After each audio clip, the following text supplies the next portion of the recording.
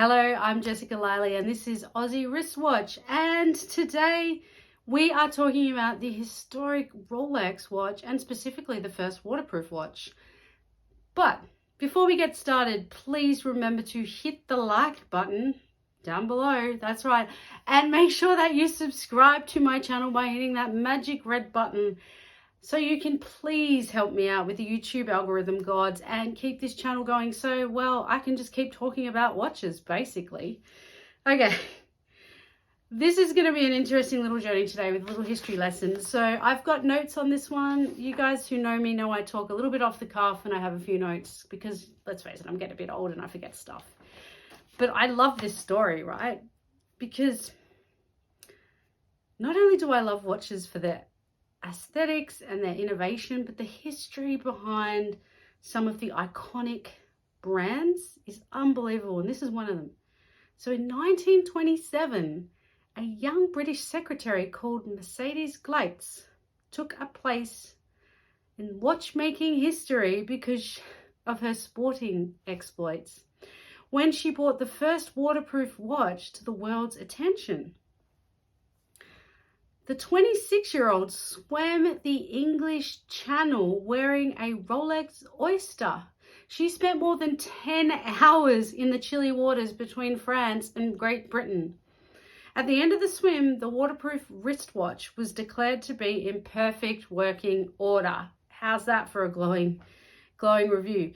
She was the first English woman to manage the arduous swim, still a rare feat at any time, and she earned huge popular acclaim, as you would imagine she would.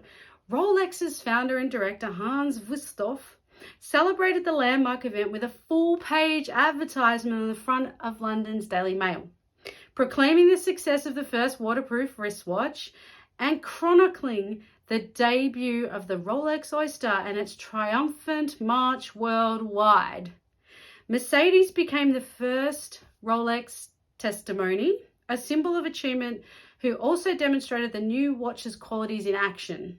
It was a turning point. Though the wristwatch is taken for granted nowadays, it's not the favorite of everyone's. A century ago, pocket watches were the norm.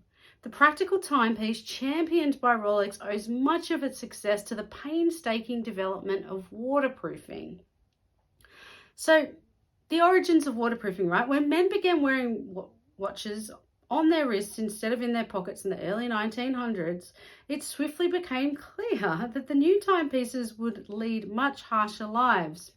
Pocket watches were sheltered inside clothing and largely spared the exposure to rain and moisture, as well as bustle of dusty streets and knocks that came with active lifestyles. The more valuable and less accurate wristwatch was simply a smaller version of its larger alter ego, and commonly regarded as a fragile item of women's fashion, of course, because we're so fragile.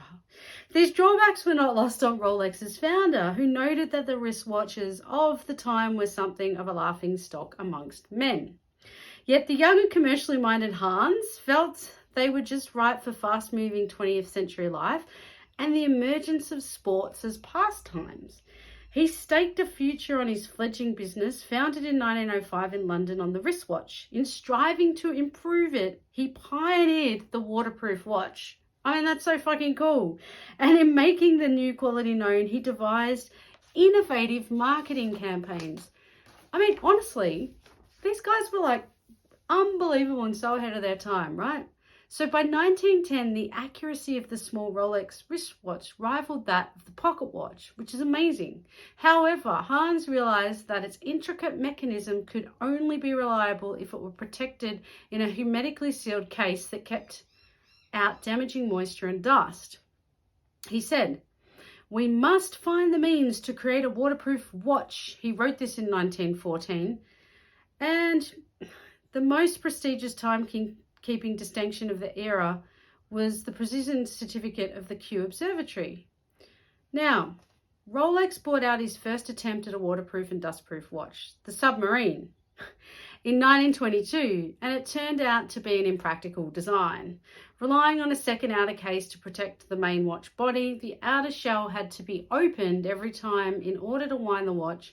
Thereby, it also weakened the metal gasket that sealed the opening. Hans was nevertheless convinced that the overall concept would change the watchmaking industry.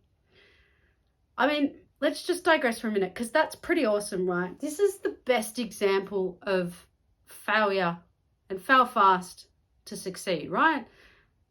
Hans made something that just kind of worked, but didn't really work. And instead of going, fuck it, he was like, okay, I failed once, let's keep going. So then we get to the Rolex Oyster. Within a few years, it's 1926, Rolex unveiled the waterproof watch that established the Swiss firm's reputation, and it's the one worn by Mercedes.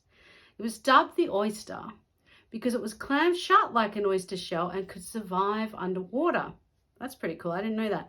Two major technical innovations made the single case wristwatch watertight: a screw down back and bezel, as well as a newly patented winding crown. The wearer could screw down the crown to seal the case. Rolex had invented the waterproof wristwatch, advertised as the Wonder Watch, and Mercedes provided the proof. When the Oyster was displayed inside a fish tank or bowl in jewelry shop windows to demonstrate its waterproof qualities, it impressed passers-by. Sealed watch case. Rolex wristwatches became renowned for their reliability, helped by Hans and his commercial acumen. The Oyster watch defied the elements and could go anywhere.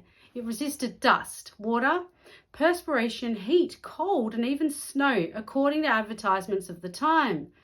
Rolex's director sought to back these claims. So just as his watchmakers zealously improved accuracy, Hans ensured that the reliability and waterproofness of the Oyster were proven under even more severe conditions. In the 1930s,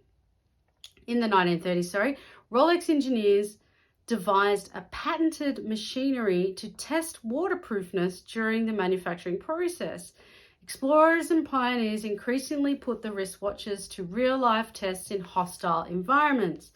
Rolex wristwatches also took on the basic form and characteristics that are inherent in all Oyster models to this day.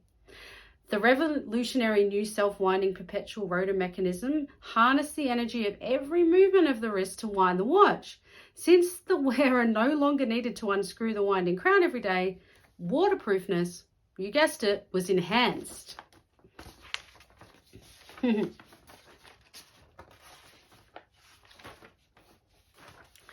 mean, I don't know about you guys, but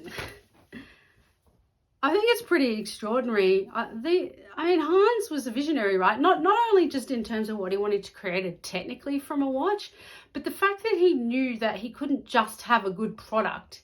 He had to be able to market that product. And in order to market that product, he had to tell the market what was great about it and prove the product. So, I mean, revolutionizing that with the likes of Mercedes and others, I think is absolutely unbelievable.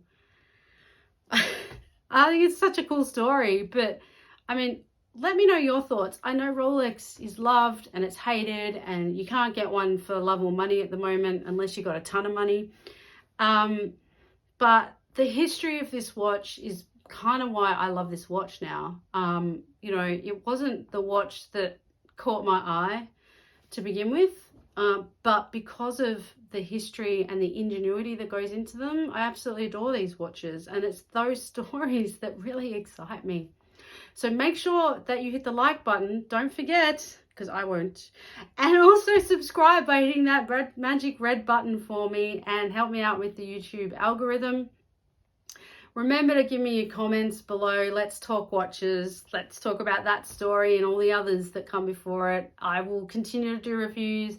I will continue to do the famous watch segment. And if you like these, I will continue to do the history for you. Until next time, guys, thank you for watching.